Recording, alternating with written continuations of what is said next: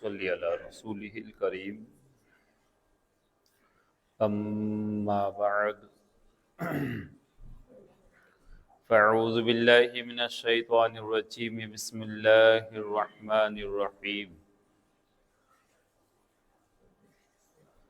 قال النبی صلی اللہ تعالی علیہ وسلم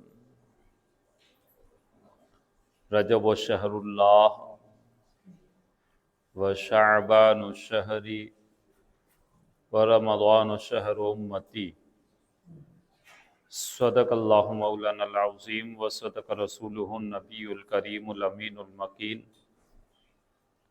ونحن علی ذلک لمن الشاہدین والشاکرین والحمد للہ رب العالمین۔ ایک مرتبہ انتہائی عقیدت و محبت کے ساتھ بارگاہ رسالت میں درود پاک کا نذرانہ پیش کرے۔ اللہم صلی علی سیدنا و مولانا محمد معدن الجود والکرم وآلہ و اصحابہ وبارک وسلم۔ صلاۃ و سلام علیک یا رسول اللہ صلی اللہ تعالی علیہ وسلم۔ اللہ تبارک و تعالی اس رخصت ہونے والے پاکیزہ متبرک ماہ مقدسہ کو ہمارے لیے مبارک فرمائے اور ایک لمبے وقت سے منتظر پاکیزہ مہینہ آنے والا رمضان المبارک شریف مہینہ اللہ تعالی ہم کل امت مصطفیٰ کے لیے مبارک فرمائے۔ یقیناً یہ تینوں مہینے بڑی عظمتیں، رفعتیں، برکتیں اپنے اندر لیے ہوئے ہیں۔ رجب المرجب شریف جس کی نسبت رب تبارک و تعالی کی طرف، شعبان المعظم شریف جس کی نسبت رسول کریم صلی اللہ تعالی علیہ وسلم کی طرف، اور آنے والا رمضان المبارک شریف جس کی نسبت امت مصطفیٰ کی طرف کی گئی، یہ یقیناً بڑی خیر و برکتیں والے پاکیزہ مہینے ہیں۔ ایک بات ذہن میں آئی کہ یہ جو پاکیزہ مہینہ شعبان المعظم شریف کا ہے، اعمال کی بنا پر اس میں بہت سی الگ الگ عبادتیں بھی جہاں پر کی جاتی ہے، وہیں پر ایک اچانک بات ذہن میں آئی کہ اسی پاکیزہ مہینے کی اول تو یہ ہے کہ پہلی شب میں، اور نہ ہو سکے تو اس مہینے جو یہ رخصت ہونے والا مہینہ ہے اس کی کسی بھی شب میں 8 رکعت نماز نفل جسے صلاۃ الفاطمہ کہا جاتا ہے، ایک نیت سے 8 ہی رکعت کی نیت ایک ساتھ کی جائے، نیت کی میں نے 8 رکعت نماز نفل واسطے اللہ تعالیٰ کے منہ میرا طرف کعبہ شریف کے اللہ اکبر، ہر رکعت میں الحمد شریف اور 3 مرتبہ قل هو اللہ احد شریف، ہر 2 رکعت کے بعد التحیات کے ساتھ میں درود ابراہیم بھی پڑھیں، اور جب تیسری رکعت، 5ویں رکعت اور 7ویں رکعت کے لیے جب کھڑے ہوں تو ثنا بھی پڑھیں، اور 8 رکعت پڑھنے کے بعد 8 رکعت پر سلام پھیریں، اس طریقے سے، اور یہ شب میں ادا کرنی ہے، رات میں عشاء کی نماز کے بعد۔ افضل میں نے بتایا کہ پہلی شب ہے شعبان المعظم کی، اور اگر نہ ہو سکے تو کسی بھی شب میں، اور پھر اس نماز کو ادا کرنے کے بعد رب کی بارگاہ میں دعا مانگے کہ پروردگار عالم اس نماز کو اپنی بارگاہ میں شرف قبول فرما، اور اس کا ثواب خاتون، خصوصی طور پر خاتون جنت سیدہ طیبہ طاہرہ فاطمہ الزہرا رضی اللہ تعالی عنہا کی بارگاہ مقدسہ میں پیش کریں۔ تو سیدہ ارشاد فرماتی ہیں، علماء کرام ارشاد فرماتی ہیں کہ سیدہ کا وعدہ کرم ہے کہ انشاءاللہ العزیز قیامت کے روز وہ سیدہ طیبہ طاہرہ خاتون جنت فاطمہ الزہرا رضی اللہ تعالی عنہا اس وقت تک جنت کی طرف قدم نہ اٹھائیں گی جب تک کہ جس نے اس طریقے سے نماز ادا کر کے اور اس کا ثواب ان کی روح کو ارسال کیا ہے۔ بات نہیں سمجھے آپ؟ یعنی کہ پہلے انہیں جنت میں داخل کرائیں گی اور پھر جنت کی جانب وہ خود بڑھیں گی۔ لہذا ممکن ہو سکے تو اب بھی وقت ہے اور زندگی کا کوئی بھروسہ نہیں، ممکن ہے کہ یہ شعبان المعظم ہماری زندگی کا آخری مہینہ، آخری شعبان ہو، اور دعا ہے کہ اللہ تعالی ہماری زندگیوں میں وفا عطا فرمائے، ہمیں بار بار میسر آئے۔ دعا ہے کہ اللہ تعالی ہماری زندگیوں میں برکت عطا فرمائے اور ہمیں بار بار نصیب ہو۔ ایک بات اچانک ذہن میں آ گئی جو میں نے آپ حضرات کے سامنے عرض کی۔ اب رہی بات رمضان المبارک شریف، یہ دیکھیں کہ ہم رمضان المبارک شریف کا استقبال کیسے کریں جب ہمارا کوئی بہت زیادہ قریبی، بہت زیادہ عزیز کوئی لمبے سفر پر گیا ہو اور ایک مدت دراز کے بعد جب اس کی واپسی ہو رہی ہو تو کس طریقے سے ہم اس کا انتظار کرتے ہیں۔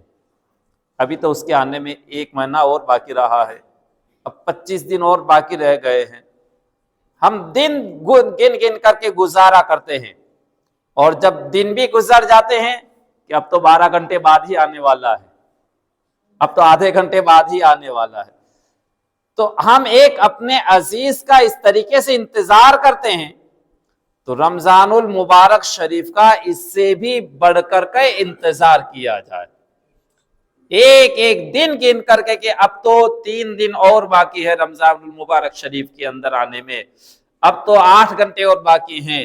جب ذوق و شوق اور تڑپ ہوتی ہیں تو نوازشیں بھی ہوا کرتی ہیں۔ اللہ تعالیٰ ایسا ذوق و شوق اور تڑپ اللہ تعالیٰ ہمیں بھی عطا فرمائے، اور پھر آنے والا پاکیزہ مہینہ کتنی برکتیں لیے ہوا آ رہا ہے، ہم سوچ بھی نہیں سکتے کہ اللہ تعالیٰ اس پاکیزہ مہینے میں کتنی خیر و برکتیں عطا فرماتا ہے۔ ہم نے رمضان المبارک شریف کو یقیناً رزق میں برکتیں ہوتی ہے، رزق بڑھا دیا جاتا ہے، لیکن یاد رکھیں کہ ہم رمضان المبارک شریف کو صرف سحری اور افطار تک محدود نہ رکھیں کہ سحری کے اندر فلاں ڈشیں ہوں گی، افطار کے اندر فلاں ڈش ہوں گی، افطار کے اندر آج تو فرمائشوں پہ فرمائش کے آج تو یہ بنے گا، آج تو یہ بنے گا۔ نہیں پیارے، رمضان المبارک شریف کا مقصد کیا؟ رمضان المبارک شریف کا مقصد کیا ہے کہ اور زمانے کے اندر اور امتوں کے پاس میں معاملہ یہ پیش آیا تھا کہ کسی وقت میں کھانے کی کمی ہوئی تو ان حضرات نے ایک وقت کھانا کھایا اور ایک وقت کا کھانا فلاں دوسرے مقام پر انہوں نے پہنچایا، اور اس طریقے سے انہوں نے اس کا نام روزہ دیا۔ پھر اس امت کے اندر اس کا معاملہ یہ ہوا کہ صبح سحری سے لے کر اور شام کو افطار تک بندہ کھانے پینے اور اپنی جائز بیوی کے قریب ہونے سے بھی بچے۔ بات سمجھ رہے ہیں نا؟ تو کہنے کا مقصد یہ ہے کہ ہم سحری کے اندر ہی اتنے ہاؤس فل ڈائٹ ہو جائیں، افطار میں اتنے پورے ہو جائیں تو پیارے روزے کا مقصد حل نہیں ہوگا۔ روزے کا مقصد جسم کو پاکیزہ کرنا ہے، ہر شے کی زکوٰۃ ہے، ہم مال کماتے ہیں، مال کی زکوٰۃ دی جاتی ہے تاکہ ہمارا مال پاکیزہ ہو جائے، مال کی ہم زکوٰۃ نکالتے ہیں تاکہ ہمارا مال پاکیزہ ہو جائے۔ اسی طریقے سے ہمارا جسم ہے، ہمارے جسم کی بھی زکوٰۃ ہے، اور ہمارے جسم کی زکوٰۃ کیا ہے؟ روزہ رکھنا۔ اگر ہم نے صبح بھی ہاؤس فل کر لیا، افطار میں بھی ہاؤس فل کر لیا، تو پیارے جو مقصد ایک طریقے سے حاصل ہونا چاہیے، ایک مقصد جسم کو توانائی کا، وہ مقصد حل نہیں ہوگا۔ میں نے آپ کو کبھی بتایا ہوگا کہ ریسرچ کے اندر یہ طے کیا گیا کہ بندہ اگر مہینے بھر تک 12 گھنٹے یا اس سے کچھ زیادہ کے لیے اگر بھوکا رہے تو اس کے جسم کے اندر ایسی چیز پیدا ہوتی ہے کہ اس ہر جسم کے اندر کچھ بیکٹیریا ہوتے ہیں جو کینسر کو ختم کرنے کے اندر کام آتے ہیں۔ ریسرچ کے اندر پایا گیا کہ انہوں نے اپنے طریقے پر انہوں نے بتایا کہ ایک سال کے اندر ایک مہینہ ایسا گزارے کہ 12 گھنٹے تک کا وہ فاقہ کرے، اس میں کچھ نہ کھائیں۔ تو ہمارے مذہب کے اندر تو یہ آلریڈی موجود ہیں، شریعت مطہرہ کے اندر، کہ ہم روزہ اسی انداز پر رکھتے ہیں کہ تقریباً 12 گھنٹے 13 گھنٹے یا 13.5 گھنٹے تک کا بھی روزہ ہوتا ہے جس میں ہم کچھ بھی نہیں کھاتے ہیں۔ تو پھر کیا ہوتا ہے کہ جسم کا ہمارے معدے کے اندر اسے کھانے کو کچھ چاہیے، اور جب کھانے کو کچھ ملتا نہیں ہے تو وہ پھر ہمارے اندر جسم کے اندر جو ایکسٹرا چیزیں ہوتی ہیں جو کینسر بنانے کا کام کرتی ہے انہیں ہی کھا کر کے ختم کرتے ہیں، جس سے ہم کینسر جیسی بیماری سے بھی محفوظ ہو سکتے ہیں۔ سائنسٹیفک بھی فائدہ ہمارے مذہب کے اندر موجود ہے۔ یہ صرف تنہا ایک مذہب اسلام ہے کہ جس کے اندر کوئی بھی چیز ہم کریں تو اس کا فائدہ ہمیں حاصل ہوتا ہے، دنیاوی فائدہ بھی اور آخرت کا فائدہ بھی، ورنہ صرف ہمارے بھوکے رہ جانے سے رب تبارک و تعالیٰ کو کیا فائدہ؟ ہم اگر زندگی بھر تک جب پیدا ہوئے تب سے لے کر کے اور جب تک آخری سانس چلے تب تک ہم کچھ نہ کھائیں، کیا اس سے کوئی رب تعالیٰ کو کوئی فائدہ ہوگا؟ اللہ تعالیٰ بے نیاز ہے، اللہ تعالیٰ بے پرواہ ہیں، اللہ تعالیٰ بے نیاز ہے، اللہ تعالیٰ کو ہمارے ایسے روزوں کی کوئی ضرورت نہیں ہے۔ رب تعالیٰ کی مرضی ہے کہ بندے کا فائدہ ہو، بندے کا دنیاوی فائدہ بھی ہو اور بندے کا آخرت کا بھی فائدہ ہو۔ اور حضرات ہم نماز پڑھتے ہیں، نماز کے اندر فائدے ہیں۔ ہم جس طریقے سے اور میں نے کبھی کہا بھی ہوگا کہ اگر کوئی شخص صحیح طریقے سے زندگی گزارنا چاہے، فٹ ہو کر کے اگر زندگی گزارنے کا اگر کوئی شخص عزم کرے کہ مجھے ایک دم فٹ ہو کر کے اور زندگی گزارنی ہے تو صحیح معنی میں اسلام کے مطابق زندگی گزارے، انشاءاللہ العزیز بالکل فٹ زندگی گزرے گی۔ آپ کہو گے وہ کیسے؟ تو رب تعالیٰ نے فرمایا قرآن کریم کے اندر کہ کھاؤ اور پیو پاک چیزوں سے اور اس میں سے بھی تجاوز نہ کرو۔ اللہ تعالیٰ فرماتا ہے پاک چیزوں میں سے کھاؤ اور اس میں سے بھی تجاوز نہ کرو، اس میں بھی زیادتی نہ کرو، اس میں بھی زیادتی نہ کرو، اتنا نہ کھا لو کہ آپ کے لیے وہ مضر ہو جائے۔ یقیناً تیل ہمارے لیے فائدے مند ہے، لیکن اگر اسی تیل میں ہم تجاوز کر دیں، زیادتی کر دیں تو وہ ہمارے لیے نقصان کا سبب ہوگا، ہمارے لیے نقصان کا سبب ہوگا۔ ایک لیمٹ میں رہ کر تیل پاک ہے، تیل پاک ہے، مشروب ہے، پینے کی چیز میں سے کام آتا ہے، یعنی کہ سالن وغیرہ میں ڈالنے کے لیے کام آتا ہے، لہٰذا اس میں تجاوز نہ کیا جائے تو فائدے مند ثابت ہوگا۔ تجاوز کریں گے، اس میں بڑھوتری کریں گے، اس میں اضافہ کریں گے تو یہی مضر ہوگا۔ اسلام کی ہر چیز پر آپ پریکٹیکل، اور اسلام ہے کیا؟ ہم نے اسلام کو صرف محدود کر کے رکھ دیا ہے، ہم نے صرف اتنا سے اسلام کا نام رکھ لیا ہے کہ داڑھی بڑھا لی، جبہ سلوار قمیض پہن لیا، 5 وقتہ نماز پڑھ لی، رمضان المبارک شریف آیا ہم نے روزے رکھ لیے، سال گزرا زکوٰۃ ادا کر دی، صرف ہم نے اس کا نام اسلام رکھ لیا، صرف اتنا سا اسلام نہیں پیارے۔ وہ شخص جو روزے سے ہو، روزے کا معنی کیا ہوتا ہے؟ لغت میں معنی ڈکشنری میں روزے کا معنی کیا ہوتا ہے؟ رکنا۔ روزے کا معنی کیا ہوتا ہے؟ رکنا۔ اللہ تعالی نے ہمارے لیے جو جائز چیزیں طے کی ہیں، بندے کو ان سے بھی رکنے کا حکم ہے، بندے کو اس سے بھی رکنے کا حکم ہے۔ پاک کھانا ہمارے سامنے موجود، پاک پینے کا پانی ہمارے سامنے موجود، لیکن رب کی مرضی ہے کہ اس وقت سے لے کر کے اس وقت تک تمہیں نہ کھانا ہے نہ پینا ہے۔ پاک ہماری بیوی ہمارے پاس موجود، لیکن اس کے پاس جانے کی ممانعت کے اس حالت میں، روزے کی حالت میں ہم پاک بیوی کے قریب بھی نہیں، قریب ہونے سے مطلب وہ الگ ہے نا، نہیں ہو سکتے۔ تو پیارے، جب شریعت نے یہ حکم دیا ہے ہم روزے کی حالت میں اپنی پاک بیوی کے قریب نہیں ہو سکتے ہیں، اور ہم روزے کی حالت میں ہیں اور ہماری نگاہیں عیاشیاں کریں، ہماری نگاہیں بد نگاہیاں کریں، پھر یہ کون سا روزہ؟ پھر یہ کون سا روزہ؟ ہم روزے کی حالت میں ہیں، بھوکے ہیں، کھانے پینے سے ہم باز رہے ہوئے ہیں، لیکن تولنے کے اندر گڑبڑی کریں، یہ کون سا روزہ؟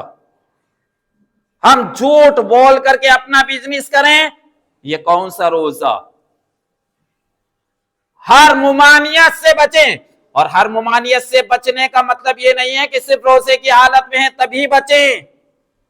اسلام کے اندر، مذہب اسلام کے اندر ہے پوری زندگی پاکیزہ ہو، کبھی رشوت کے قریب نہ جائیں، کبھی کسی کو دھوکہ نہ دیں، کبھی اپنے غیر کو اپنے سے تکلیف نہ ہو، اپنے پڑوسیوں کو بھی اپنے سے تکلیف نہ ہو، اپنے گھر والے، اپنے اہل و عیال بھی اپنے سے محفوظ رہیں، شریعت کی پابندی ہو، تو یہ تو اسلام کی بات آتی ہے۔ ورنہ جھوٹ دغا دے کر کے ہم اپنی دولت کو کتنا ہی بڑھا لے، چاہے ہم نے داڑھی بڑھا کر کے لمبی کر لی ہیں، جبہ و دستار باندھ کر کے حاجی صاحب ہو گئے ہیں، 5 وقت نمازیں پڑھ لی ہیں، تسبیح ہاتھ میں لے کر کے چلے، لیکن ہمارا دامن تو وہی ہے کہ حرام کاریاں کر کے اور حرام کے روپے جمع کر کر کے اپنے پیٹ کو پھلا لیا ہے۔ تو پیارے، یاد رکھو کہ یہ ساری چیزیں کوئی کارآمد نہیں ہوگی۔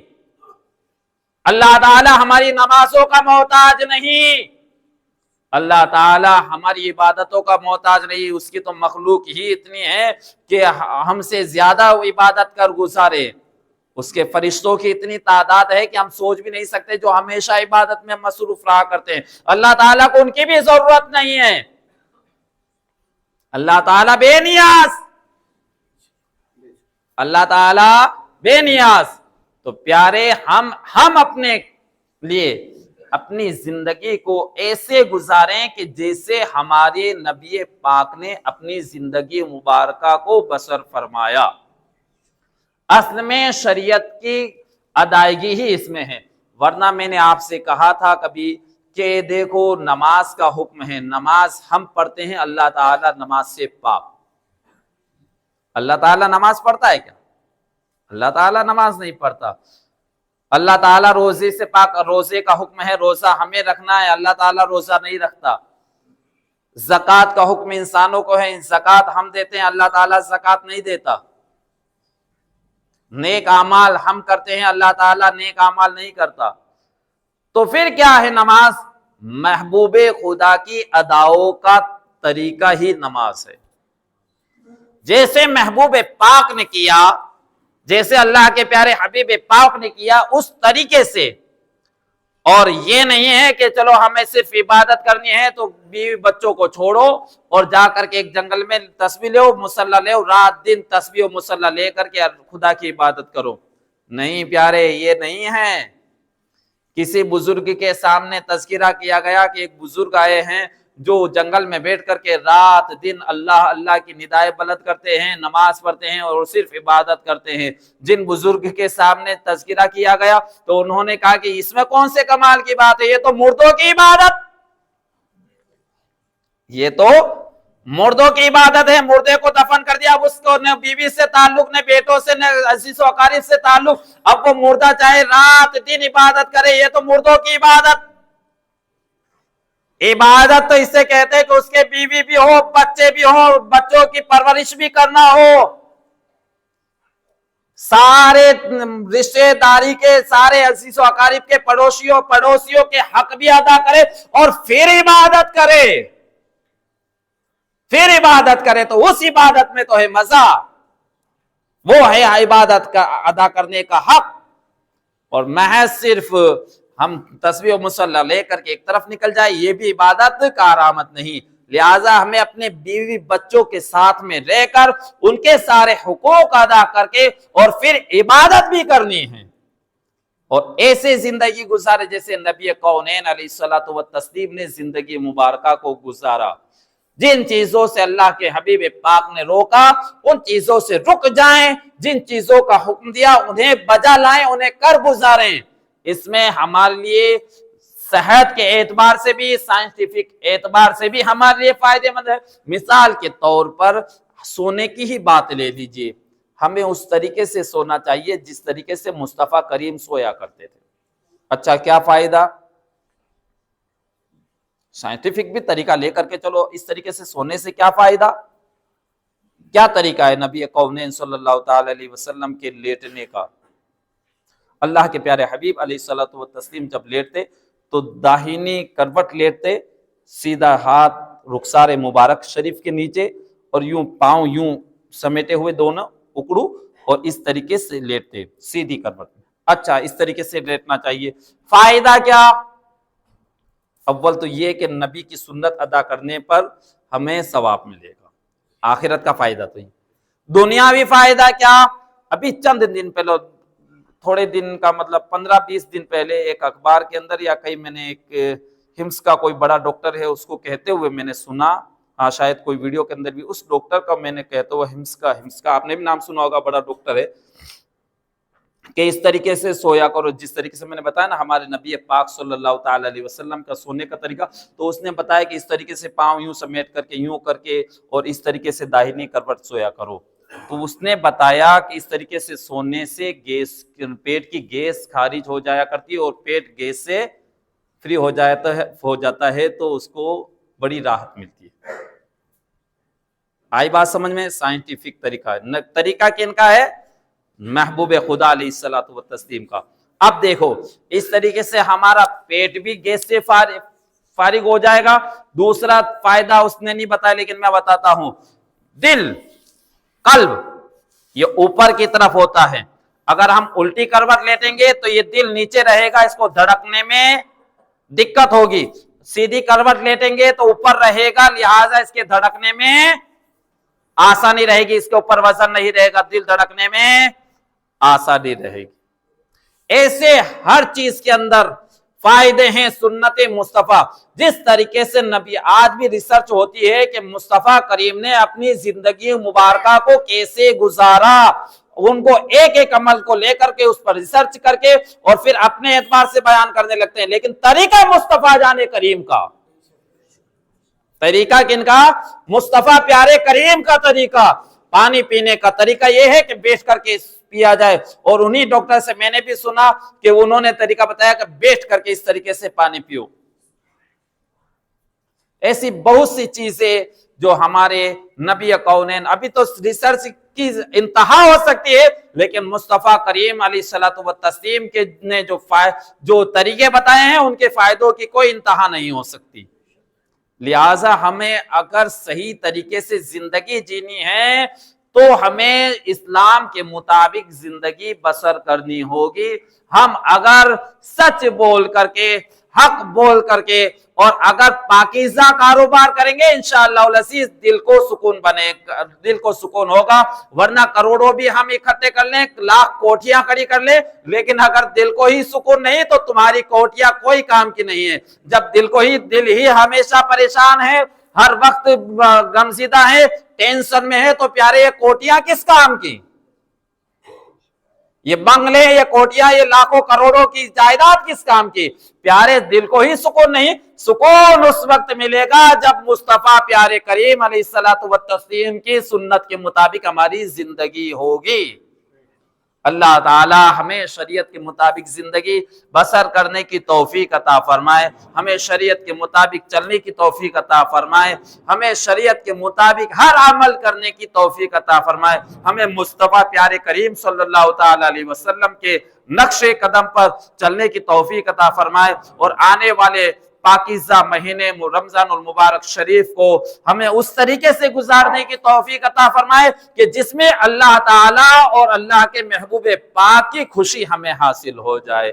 ایک قصہ لطیفہ بھی تمام ہے، جو کچھ بیان ہوا آغاز باب تھا، جو حضرات